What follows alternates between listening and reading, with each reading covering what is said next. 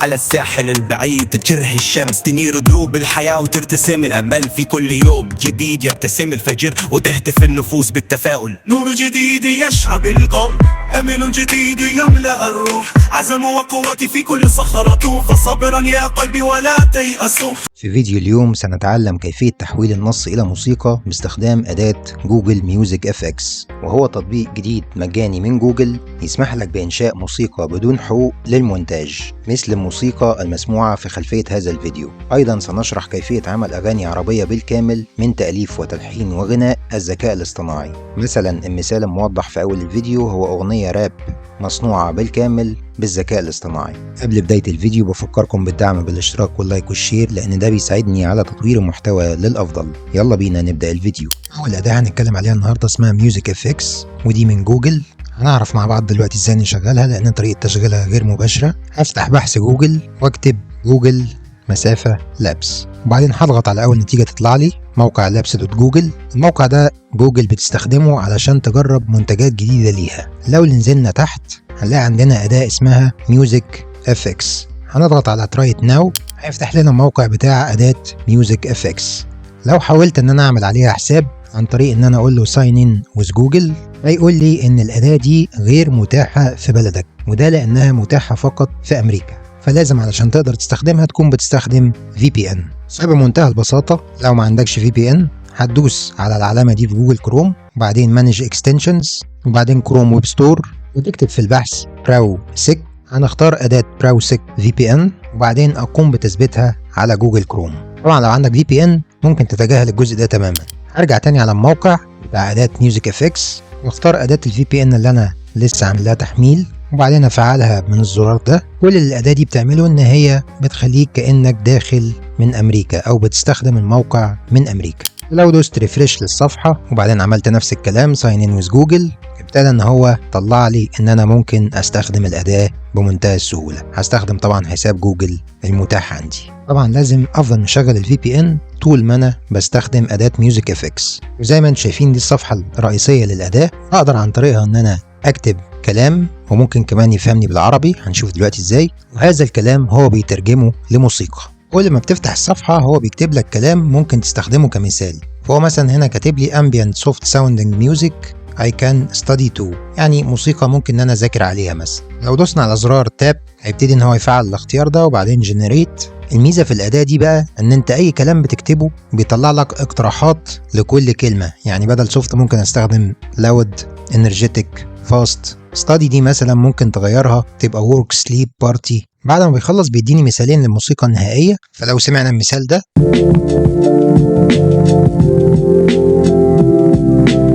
طبعا من هنا بقدر اداونلود اي مقطع فيهم. لو دوست كمان على settings هيطلع لي اختيارات تانية زي مثلا السيد نمبر، هنا زمن التراك اللي هو ممكن يولده 30 ثانية او 50 او 70. اما لو اخترت لوبينج فكل اللي هيعمله ان هو هيدمج بداية ونهاية التراك مع بعض بحيث ان المقطع الموسيقي يفضل يتكرر على طول. طب هل لو كتبت له كلام بالعربي هيفهمني؟ تعالوا نجرب. نكتب مثلا موسيقى مصرية شرقي ايقاع سريع وبعدين جنريت. ابتدى برضو كالعادة ان هو يديني اقتراحات، يعني شرقي دي مثلا ممكن اختار اقتراحات تانية، مصرية دي برضو ممكن اخليها هندي او تشاينيز جابانيز. نوع الموسيقى نفسه ممكن اغيره، الايقاع ممكن اغيره بدل ما هو سريع يبقى اسرع. فطبعا ده شيء بيساعدك انك تطلع نتائج احسن. خلونا كده نسمع الامثلة اللي طلعها لنا.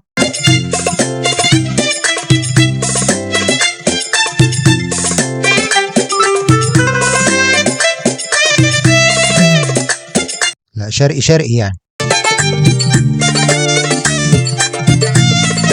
طبعا نتيجة ممتازة جدا. يمكن دي الأداة الوحيدة اللي جربتها في تحويل النص إلى موسيقى اللي بتقدر إن هي تفهم شوية الأنماط الموسيقية العربية. خلونا كده نحاول نجرب مثال تاني أكثر إبداعا ونشوف هيفهمنا ولا لأ. فأنا هنا مثلا كتبت له موسيقى عربية مستوحاة من لعبة سوبر ماريو الشهيرة. لاحظوا كمان الكلمات اللي مكتوبة تحت دي ممكن تختار منهم أي كلمة هو بيساعدك بيهم. لو دوست على مور تاني هيطلع لك كلمات أكتر. يعني مثلا لو اخترت exciting هيبتدي إن هو يضيفها لي من ضمن البرومبت اللي أنا كاتبه. نسمع كده النتيجة.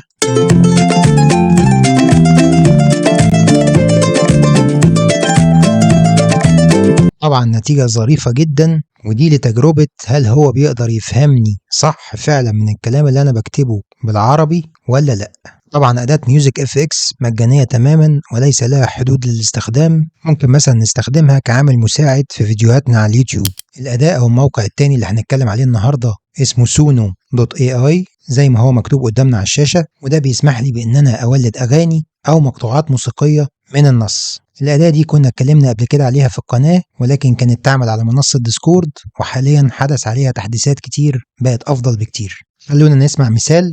I remember begging you, baby, please don't go.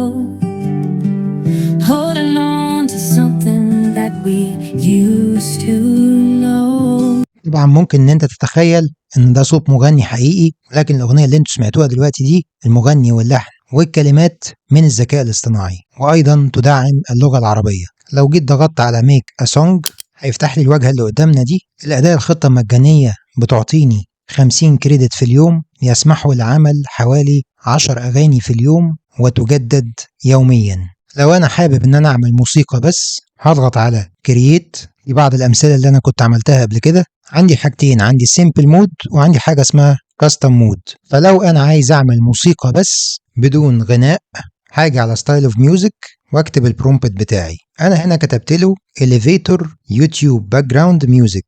الكلام اللي هنا يفضل يكون انماط موسيقيه مشهوره. طب تقدر تجيبها منين؟ اللينك دي من على الموقع بتاعهم، هسيبها لكم في وصف الفيديو. تقدر عن طريقها انك انت تختار انماط موسيقيه مشهوره زي elevator مثلا. elevator دي اللي هي الباك جراوند ميوزك اللي انت ممكن تكون بتسمعها في الاسانسير وانت راكبه مثلا، او بوب او دانس. فانا عشان كده تعمدت في البرومبت ان انا اكتب الكلمتين دول elevator وباك جراوند، وبعدين بقول له كرييت.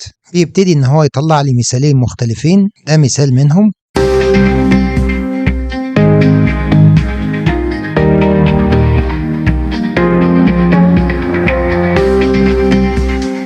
وده نفس صوت الموسيقى اللي انتوا سامعينها في خلفية الفيديو من البداية. المثال اللي عجبني منهم ممكن ندوس على ال3 نقط دول واقول له ريميكس عشان يعمل لي مثال تاني شبهه، او اقول له continue from this clip علشان يكمل على نفس المثال ده. فانا هختار الاختيار التاني. هنجد ان الزرار اللي تحت ده اختلف وبقى continue، وممكن ان انا اكمل على البرومبت اللي انا كاتبه او اعدل فيه. فمن نفس الصفحة اللي فيها الأنماط الموسيقية هزود مثلا عليها أرابيان بهذا الشكل أرابيان، هزود عليها دانس بوب دانس بوب، وأقول له كونتينيو. ابتدى إن هو يطلع لي مثالين جداد وكاتب لي عليهم بارت 2 أو الجزء الثاني من المثالين اللي أنا عملتهم قبل كده. عجبتني النتيجة النهائية. هدوس على ال3 نقط دول واختار من هنا جيت هول سونج عشان أنزل الأغنية بالكامل أو المقطع الموسيقي بالكامل. فعمل لي جزء كامل من المقطع الموسيقي زمنه 2:20 ثانية. هدوس على 3 نقط دول وأقول له داونلود أوديو أو فيديو. طيب لو أنا حابب إن أنا أعمل أغنية بالكامل من كلمات وتلحين وغناء الذكاء الاصطناعي، هضغط على كرييت. هشيل بقى الكلام اللي أنا كاتبه هنا ده. هتأكد إن أنا مختار كاستم مود. عندي اختيارين، ممكن إن أنا أكتب له كلمات الأغنية هنا أو أكتب له موضوع الأغنية. يعني أنا مثلا كتبت له عنوان الشمس هتطلع من جديد، أغنية تلهم الأمل والتفاؤل خلال الأوقات الصعبة، وبعدين أضغط على Generate Lyrics علشان يعمل لي كلمات من عنوان الأغنية أو موضوع الأغنية اللي أنا كاتبه ده. دي الكلمات اللي هو ولدها. هنا هكتب النمط الموسيقي، مثلا كتبت بوب وستوري تيلينج. الأنماط دي زي ما قلنا جبتها من الصفحة دي، طبعا بتفرق كتير جدا في نوع الأغنية. هقول له كرييت. طبعا مش كل المحاولات هتنجح معاك، ولازم تجرب اكتر من مرة لحد ما توصل لأحسن من نتيجة. يعني انا هنا مجرب مرات كتير زي ما انتم شايفين لحد ما وصلت النتائج ممكن اقول لكم ان هي مقبولة. نسمع كده. على الساحل البعيد تشرق الشمس، تنيد دروب الحياة وترتسم الأمل في كل يوم جديد. وده مثال آخر. نور جديد يشعل بالقلب، أمل جديد يملأ الروح، عزم وقوة في كل صخر. طبعا نتائج جيدة جدا مع الأخذ في الاعتبار أن الذكاء الاصطناعي هو اللي بيلحن، ايضا تركاية لطيفة ان انت ممكن تعمل دويتو ما بين صوت رجل وسيدة. ازاي الكلام ده؟ السطر اللي انت عايزه تغنيه سيدة هتكتب بين قوسين زي دول ماري، والسطر اللي عايزه يغنيه راجل هتكتب بين القوسين جون. طب ليه الاسمين دول بالذات؟ لان هم دول اللي بيفهمهم. لو انا عايز اعمل دويتو ما بين راجل وسيدة اكتب ماري اند جون. برضو لو كتبت الكلمة دي ما بين قوسين يبقى اللي بيغني الصوت مجموعة او كورال بالكامل. تعالوا نسمع مثال كده. على الساحل بعيد تشرق الشمس تنير دروب الحياة وترتسم الأمل في كل يوم جديد يبتسم الفجر وتهتم نور جديد يشعل بالقلب أمل جديد يملأ الروح عزم وقوتي في كل صخرة. ايضا بعمل تغيير بسيط في نوع موسيقى من بوب لراب ممكن يطلع لك ستايل اغنية مختلف تماما. نسمع كده. على الساحل البعيد تجرح الشمس تنير دروب الحياة وترتسم الأمل في كل يوم جديد يبتسم الفجر وتهتف النفوس بالتفاؤل. نور جديد يشعب القلب أمل جديد يملأ الروح عزم وقوتي في كل صخرة فصبرا يا قلبي ولا تيأسوا. بكده نكون انتهينا من فيديو النهاردة. اتمنى ان انتوا تكونوا استفدتوا من الفيديو. لو عجبك الفيديو ما تنساش اللايك والشير لان ده بيساعدني على تطوير المحتوى للأفضل، واشوفكم في فيديو جديد ان شاء الله.